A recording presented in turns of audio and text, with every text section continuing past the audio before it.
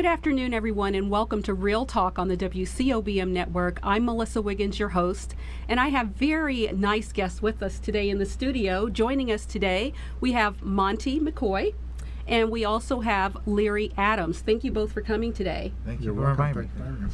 You're very welcome. Tell our viewers just a little bit about yourselves today, your backgrounds, education, and what you're doing in the community. Well, my name is Leary Adams. I'm a doctor of education. I've been in Las Vegas just over 30 years now. I came here via Nellis Air Force Base as an Air Force officer, executive officer of the Red Flag Squadron here at Nellis, and then I went into education. So I've done about 28 years in the Clark County School District as a principal and about 11 years in the military. So for about 40 years of public service. So now I'm in retirement, and what I'm doing is working closely with my church and working closely with the community, giving back to the community at this time. Wonderful. And Monty, tell us about yourself. All right. My name is Monty McCoy. I am a federal investigator. That's my full-time job. I'm also an Army Reservist. I'm a major in the United States Army Reserve. I work in the MP Military Police Corps. My education, my master's is in forensic science investigations. My undergraduate is in psychology. I've been in Las Vegas since 2004. That's pretty much most of everything about me. Okay. So nothing. And you are both fraternity brothers, is that correct? Correct. Talk about Yes. your fraternity and what the mission is of that fraternity. Our fraternity is Omega Psi Phi fraternity. It was developed in 1911 at Howard University, and we are a community service organization, and we're international at this time. There's over 750 chapters throughout the world, and that's in Japan and Kuwait and other places wherever we have military members also, and we have Omega Brothers. Yeah. He pretty much summed up everything outside the fact that we were founded in 1911 by a bunch of undergraduates at Howard University. That is our birthplace for this organization. We're over 100 years old. We're one of the first Black Greek fraternities to go international, as well as we still exist today, and we're just as strong today as we were in the beginning. Well, Monty, how did you hear about Real Talk? I heard about Real Talk through some of my fraternity brothers. It was a mission that we had in a discussion, and it definitely aligned with a lot of our beliefs, a lot of our morals, a lot of our actions that we're doing in the community. So that's how I initially heard about Real Talk. Okay, and Leary, you said that you had an opportunity to visit a Change One program. Describe that Yes. experience. What were you able to witness Yeah, there? one of my friends, he invited me over. He does counseling for parents and students in the program. He said, "Larry, you have to see this." So I went over, and I was just fascinated.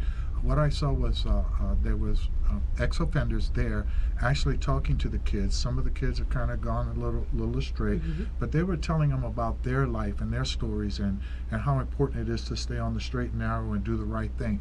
And I thought that was pretty significant, especially with our fraternity where we're focusing on fatherhood and mentoring. And I said, you know what, this is a great opportunity for us to be a part and to see what we can do also to help with the lives of these young men and women. Okay, and you mentioned a program that you have fostered. Can you elaborate a little bit on that?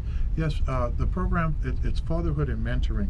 And one of the big things we did was last summer here in Las Vegas, we did a Building Bridges Back to Society program where we actually went into the prison system, and we touched the lives of over 250 ex-offenders about to come back into society. So the purpose there was to make sure to help them transition back into society and be constructive members of society. We also focus on children. We do a lot of mentoring with kids, and one of the things we did this last Christmas was children of incarcerated parents. We provided toys for them in the name of their mother or father who may have been incarcerated. So to see these kids and to see them also with some of the kids in the program with Cherise, that some of the kids are kids of parents with incarcerated parents also. Right. So we really want to focus on those kids and be mentors to those kids, because we know statistically sometimes they have a greater chance of being incarcerated themselves. Absolutely. And Monty, how do you feel that you can best collaborate with the Real Talk program? Larry summed up a lot of it. The biggest is to invest in them. When a youth sees a community invested in them, they become, instead of disenfranchised, they become franchised. And that's one of the most powerful things that you can do is affect the psyche, because they're already stepping on the ground feeling like not only is society against them because society is incarcerated their parents. I mean, this is one of your most intimate relationships that you're ever going to experience in life. So society takes that individual or that couple away from you. You already have a distaste or disregard for society because you feel like you've already been discarded. You know, you're Right. trash.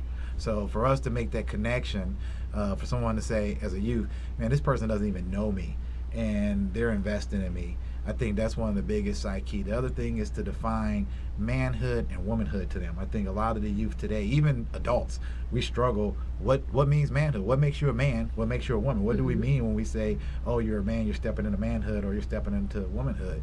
You know, is it a physical aberration? You know, is it the fact that you go to church or you got a job or you completed school? I mean, what defines that criteria? So I think that helps us give them a little clarity, and that gives them guidance, and that shows them to stay on that path. Okay, we were talking about this right before we got on air, and I want us to kind of go back to that because you had some really good information there. What do you feel are some of the issues facing the youth today? Well, our 4 cardinal principles in Omega Psi Phi is manhood, scholarship, perseverance, and uplift. I think if you look at those 4 cardinal principles, that's probably the 4 things that we probably need to focus on with kids. You know, speaking to them as far as our young men, what is manhood? What is scholarship? Why is it important? Which is also one of the things that we're going to do, career development. We're going to do with the program also, because many of our members, we're in so many different aspects of a professional life. To come in and to talk to kids and to have them understand Right. these are some of the steps that you're going to need to take. And just mentoring, I mean, every kid needed it. I mean, even from when we were kids, it's just important that they have that. Let's talk about your fraternity hood. Why did you decide to pledge, and why is it a good idea for someone to enter into that type of brotherhood? I think the biggest thing is our founding fathers. They summed it up. When you bring like-minded men or even women together, it's a very powerful force. Change is made through youth. And the 50-year-old doesn't make change, 40-year-old, 30s, 20. As a natural progression in life, that when you're young, you seek to be part of an organization. And that seeking can either be positive, because it could be a gang, it could be, negative, it could be a gang, it could be a police department, it could be any of those. But you're going to seek some type of brotherhood or sisterhood. That's a natural inclination, just being human. So I think that's one of the things that really made me want to become part of the society. And the biggest thing was I seen true brotherhood. As we always say, 8 versus 80, you know, men versus members. I seen true brotherhood where people had a similar experience. It's kind of like the military. You have that similar experience, so you have something in common. But the brotherhood of Omega Psi Phi, you won't find that duplicated anywhere. It's a natural birth, just clinging together. I mean, any place you go, you see the bros, they're going to naturally cling together. It could be old, young, it doesn't really matter. You see those letters, those Greek letters, you're going to see hugs, you're going to see handshakes. I mean, you're going to think these guys knew each other for the last 50 years, and that might be the first time that they've ever met. Wow. Is there anything you want to add And you to can that? go to any city and you can say, what are you guys doing?